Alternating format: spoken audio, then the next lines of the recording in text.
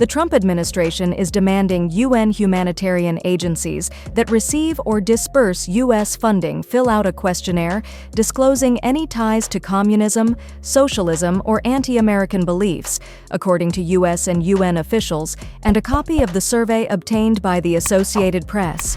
UNICEF and the UN Refugee Agency joined the remaining offices and bureaus at the recently dismantled U.S. Agency for International Development in receiving the questionnaire, which probed on several Trump administration concerns, including whether any of the programs were promoting diversity, equity, and inclusion efforts.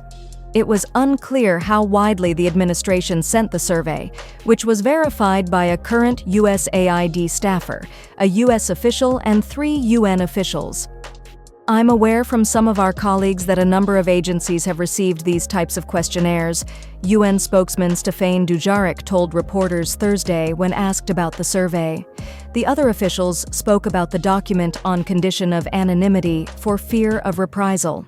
It is the latest effort by President Trump's administration to root out what it calls waste, fraud, and abuse in the federal government, including by reevaluating foreign assistance.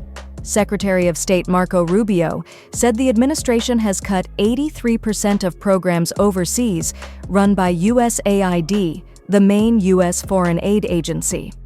While some questions in the survey touch on routine issues like whether a project has a risk management framework, others probe organizations stand on a range of hot-button issues for Republicans, including whether they provide any abortion-related care or do work on DEI or gender ideology issues.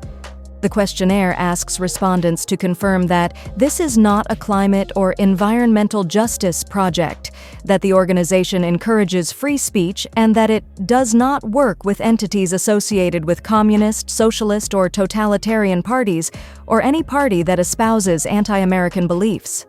A second part of the survey asks organizations to give a score from no impact to major impact on questions including, what impact does this project have on preventing illegal immigration to the U.S.? And how much does this project directly impact efforts to counter malign influence, including China? The comparatively few staffers left at USAID were among the federal employees still striving to complete the questionnaires, despite the Trump administration's announcement that it had already decided to gut the agency's contracts, the USAID staffer said. One former diplomat said the questions will seem intrusive and uncomfortable to anyone doing development work overseas. At the UN, where you have 193 countries that represent every race, gender, and language, diversity is a fact. It is not an ideology, said Thomas Shannon, a former U.S. diplomat who worked under President Barack Obama and during Trump's first administration.